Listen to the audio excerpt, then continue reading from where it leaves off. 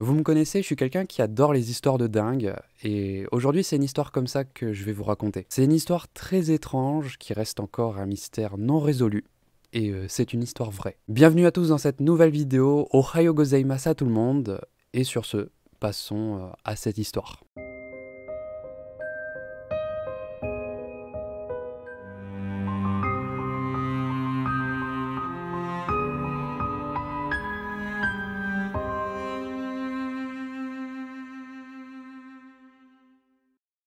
Cette histoire commence le dimanche 5 juin 1994 à Sacramento, aux États-Unis. Christine Skubish est une jeune femme de 24 ans qui vit toujours chez ses parents et elle vient récemment de finir ses études. Elle a obtenu son diplôme de juriste. Elle a un petit garçon de 3 ans qui s'appelle Nick. Au moment de cette histoire, elle a réussi à trouver du travail dans le sud de la Californie, à plus de 1000 km de l'endroit où elle habite. Donc, il est maintenant temps pour elle de quitter la maison familiale et d'aller mener sa nouvelle vie. Elle a donc fait ses valises, elle a installé son fils dans sa voiture, elle a dit au revoir à ses parents et elle s'est mise en route. Elle a un long trajet devant elle de plusieurs heures et elle avait prévu de s'arrêter chez l'une de ses amies.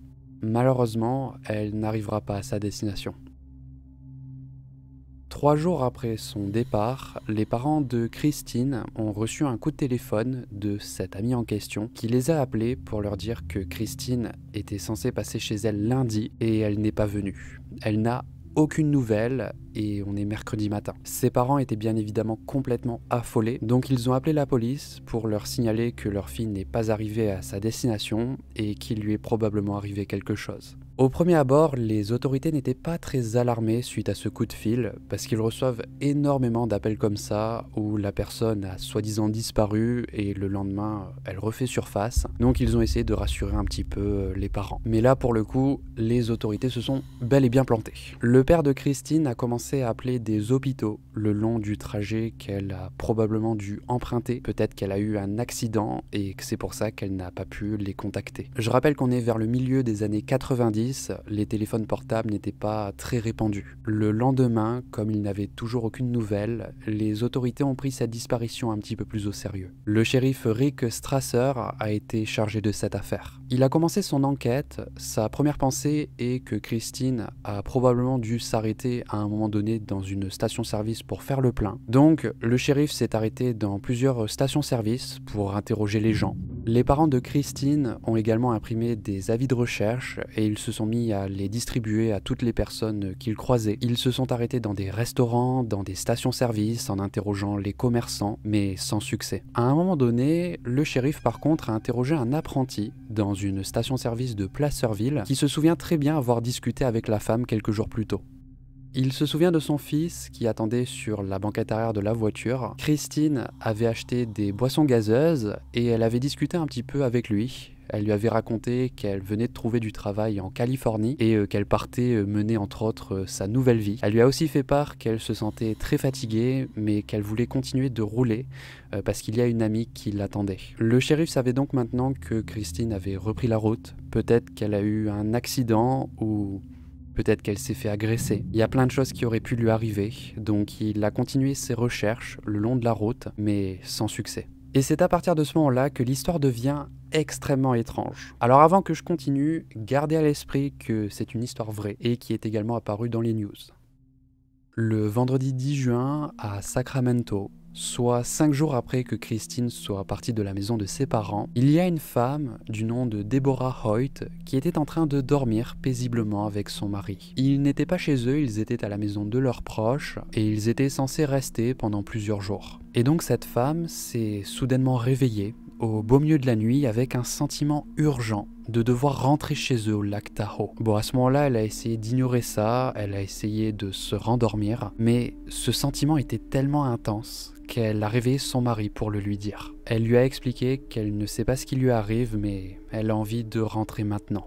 Alors bien sûr, son mari n'avait pas envie de partir là tout de suite, Ils sont au beau milieu de la nuit et puis ça se fait pas, ils sont pas chez eux. Donc il a essayé de raisonner sa femme, mais rien à faire. Deborah a vraiment insisté pour partir immédiatement et donc à un moment donné, il a fini par se laisser convaincre. Ils ont donc fait leurs affaires, ils ont laissé un petit mot pour leurs proches et ils sont partis. Pour rentrer chez eux, ils doivent emprunter l'autoroute 50 C'est une route de montagne dangereuse et sinueuse. Deborah était anxieuse de rouler sur cette route, surtout la nuit, donc c'est son mari qui a pris le volant.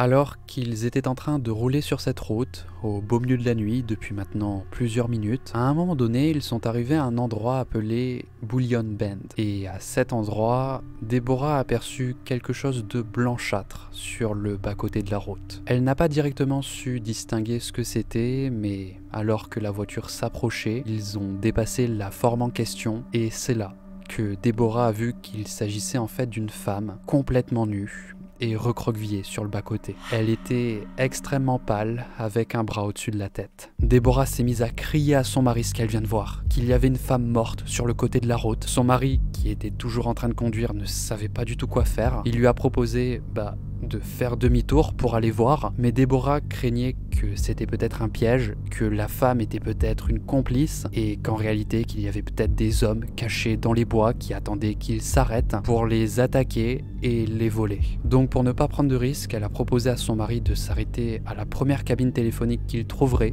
pour rappeler de l'aide. Donc c'est ce qu'ils ont fait, ils se sont arrêtés à la première cabine téléphonique qu'ils ont trouvée et ils ont appelé la police. Deborah a expliqué ce qu'elle a vu aux policiers et ils leur ont conseillé de remonter dans leur voiture et de verrouiller les portes en attendant qu'ils arrivent. Donc ils sont remontés à l'intérieur, ils ont verrouillé les portes et ils se sont mis à guetter l'arrivée de la voiture de police. Quelques minutes plus tard, la voiture est arrivée, Deborah s'est précipitée à leur rencontre, elle a réexpliqué ce qu'elle a vu aux policiers et les policiers lui ont demandé de les conduire sur les lieux mais de rester à l'écart une fois là-bas. Une fois arrivés à l'endroit en question, les policiers ont fouillé la zone mais rien. Il y a aucune trace. Deborah n'en revenait pas parce qu'elle est certaine de ce qu'elle a vu mais il n'y avait rien. Donc à un moment donné, les policiers ont fini par abandonner les recherches. Deborah et son mari sont remontés dans leur voiture et ils sont rentrés chez eux. Maintenant, avant que je vous raconte ce qu'il s'est passé ensuite, il faut avoir à l'esprit que la tante de Christine, qui s'appelle Karen, a commencé à faire des rêves à propos de sa nièce. Elle a d'abord fait un rêve où elle était sur la banquette arrière d'une voiture qui roulait pendant la nuit. Elle pouvait voir la silhouette d'un enfant côté passager et une femme côté conducteur. Elle pouvait voir les phares de la voiture et pouvait dire qu'il roulait sur une route sans lumière et montagneuse. Elle a fait ce rêve la nuit où Christine est partie de la maison de ses parents. Le matin même, après avoir fait ce rêve, Karen en a parlé à ses proches. Elle a demandé s'ils avaient des nouvelles de Christine, mais ils n'en avaient pas encore. La nuit suivante, Karen a fait le même rêve. Comme d'habitude, elle en a parlé à ses proches, mais ils n'avaient toujours aucune nouvelle. Karen a fait un troisième rêve, mais cette fois-ci c'était un rêve catastrophique où elle était dans la maison de Christine et il y avait un vent très violent dehors. Elle pouvait voir depuis la fenêtre que Christine essayait d'atteindre son fils, mais elle n'y parvenait pas. Il y avait tellement de débris qui tournoyaient autour de son fils que celui-ci s'est recroquevillé. Karen voulait aller aider Christine, mais elle ne parvenait pas à trouver ses chaussures pour sortir dehors. Elle était pieds nus et elle savait qu'elle ne pouvait pas aller l'aider à cause de tous les morceaux de verre qui étaient sur le terrain. Finalement, dans son rêve, elle a réussi à trouver ses chaussures et au moment où elle a ouvert la porte d'entrée, le vent s'est arrêté. Elle a couru jusqu'à Christine et elle a vu que celle-ci avait un regard complètement vide. Elle lui a demandé si ça allait, mais celle-ci lui a répondu que non. Elle lui a alors demandé si ça va aller ou pas, et celle-ci, en la regardant droit dans les yeux, lui a répondu non. Alors pourquoi est-ce que je vous parle de ça? Eh bien c'est parce que Karen a déjà eu des sortes de prémonition dans le passé. Elle a déjà fait des rêves prémonitoires où l'un de ses proches allait avoir un cancer et elle avait réussi à percevoir cela plusieurs semaines avant le vrai diagnostic. Résultat, ce membre de sa famille a fini par avoir un cancer et il en est même décédé. Ce ne sont pas des choses qu'elle essaye de prédire, ce sont des choses qui viennent tout simplement à elle. Alors après, on y croit pas, chacun est libre de croire ce qu'il souhaite, mais c'était une petite parenthèse parce que c'est vrai que les rêves qu'elle a fait ont une drôle de coïncidence avec ce qui va se passer ensuite. Donc ce qui s'est passé ensuite, c'est qu'en retournant au poste de police, les policiers ont raconté au shérif Rick Strasser qu'ils ont été appelés parce que il y a une femme et son mari qui ont potentiellement vu une femme morte sur le côté de la route. Bon, au premier abord, le shérif s'est simplement dit que cette femme a certainement imaginé cela, ou que peut-être que le couple a été victime d'une mauvaise blague, mais voyant que les policiers prenaient ça au sérieux, il a voulu en savoir davantage. Le lendemain, très tôt le matin, le shérif a reçu un appel de ses collègues qui lui ont demandé de venir au poste de police parce que il y a l'oncle et la tante de Christine qui ont roulé toute la nuit parce que, voilà, après les rêves que sa tante a fait à propos de sa nièce, eh bien elle était vraiment très inquiète. Donc ils ont roulé toute la nuit pour les aider dans les recherches. Le jour n'était même pas levé, donc le shérif leur a conseillé d'aller se reposer un petit peu parce que de toute façon ils vont pas commencer les recherches dans le noir. Et c'est en discutant avec eux qu'il a réfléchi et qu'il s'est dit que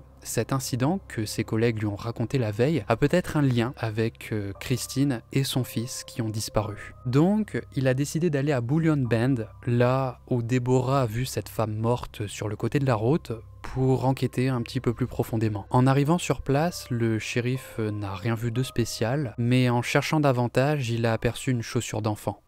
Donc il a regardé dans les alentours et il se trouve qu'à l'endroit où il était, il y avait un ravin avec une pente très raide. Comme c'était impossible de voir depuis la route, il a décidé de faire le tour pour descendre et pour aller jeter un œil. Donc il est descendu en bas, là où il y avait beaucoup de végétation, et c'est là qu'il a senti son cœur se serrer parce qu'il a aperçu l'épave d'une voiture. Il y a une voiture qui s'est totalement crachée, le toit a complètement été arraché, pour vous dire l'état de la voiture. En s'approchant, il a découvert le corps inerte de Christine sur le siège conducteur. Elle était habillée avec sa ceinture de sécurité encore attachée. Son fils Nick était sur le côté passager. Le shérif a vu qu'il était tout nu et il était recroquevillé sur le siège. À première vue, il a d'abord pensé que le garçon n'avait pas survécu, mais en prenant son pouls, il a vu qu'il était en vie. Il a immédiatement fait un appel radio pour appeler une ambulance. Un autre policier est arrivé sur les lieux. Le shérif lui a dit de rester avec l'enfant, mais au même moment, la tante de Christine, Karen, ainsi que son oncle sont arrivés. Le shérif leur a dit de ne pas descendre, de ne pas s'approcher, mais Karen a quand même dévalé la pente, les yeux pleins de larmes, et elle a découvert le corps de sa nièce. L'enquête a conclu que Christine s'est endormie au volant et qu'elle est morte sur le coup de l'accident. Et donc son fils, Nick, a survécu 5 jours sans eau ni nourriture. C'est complètement un miracle. Et c'est là toute l'étrangeté de cette histoire, c'est qu'étant donné que Christine était habillée et qu'elle est morte sur le coup de l'accident, on peut se demander, mais c'était qui cette femme nue, recroquevillée sur le bord de la route que Deborah a aperçue? Maintenant, il faut savoir que bien qu'il n'avait que 3 ans, Nick se souvient de l'accident et des nuits qui ont suivi. L'une des choses dont il se souvient, c'est qu'il est monté jusqu'à la route, mais comme aucune voiture ne venait, il est redescendu et il est retourné auprès de sa mère. Il se souvient également d'une lumière blanche qui flottait au-dessus de la voiture après l'accident. Je rappelle que le toit a complètement été arraché. Les autorités se sont quand même demandé si Deborah n'avait pas en fin de compte vu Nick sur le côté de la route, car effectivement, lorsque Nick a été retrouvé, il était complètement nu et il était aussi recroquevillé sur le siège côté passager. Apparemment, il se souvient également d'être monté en haut, donc il y a cette éventualité que, comme il faisait sombre, Deborah a peut-être confondu une femme nue par un enfant de 3 ans. Mais bon, la différence est quand même plutôt perceptible, je pense. C'est une histoire extrêmement étrange. En tout cas, je trouve que la coïncidence est complètement folle. N'hésitez pas en tout cas à me dire ce que vous avez pensé de cette histoire. Qui était cette femme nue recroquevillée sur le bord de la route? Est-ce que c'était le fantôme de Christine? Est-ce que c'était autre chose? Est-ce que c'était du coup Nick? En tout cas, c'est également un véritable miracle que ce garçon a survécu pendant 5 jours. Comment expliquer tout ça? Place aux commentaires, je vous invite à écrire quelque chose. Les amis, c'est la fin de cette vidéo, j'espère qu'elle vous a plu. N'hésitez pas à lâcher un like si c'est le cas. J'ai adoré l'histoire d'aujourd'hui, j'adore les histoires complètement folles comme ça. Si vous en connaissez, n'hésitez pas d'ailleurs à m'en partager dans les commentaires. Avant de vous quitter, j'aimerais prendre 2-3 minutes rapidement pour vous expliquer ce qui va suivre sur cette chaîne YouTube. Voilà, je me rends compte en fait que ce qui me plaît le plus parmi tout ce que je fais sur YouTube, c'est surtout les lives. Je trouve qu'il y a une super ambiance et j'adore ça. Donc, je vous annonce ici qu'à partir de maintenant, je vais régulièrement faire des lives sur la chaîne principale. Alors, Je vais pas vous le cacher, ce sera principalement des lives sur des jeux d'horreur, parce que c'est ce que je kiffe. Et je vais également me mettre à poster de temps en temps des petites vidéos sur des jeux d'horreur. Alors, je sais bien évidemment que ce n'est pas le format de vidéo que vous attendez de moi, que ce n'est pas forcément ce qu'il vous plaît, mais j'ai besoin de faire des vidéos comme ça, et puis libre à vous de les regarder ou pas. Pour les personnes qui sont là uniquement pour les histoires, qui sont là uniquement pour les threads d'horreur, eh bien attendez tout simplement que je fais une vidéo qui vous corresponde. Voilà, c'est tout pour moi, donc je vous souhaite à tous de passer une excellente soirée, portez-vous bien, et je vous dis à la prochaine.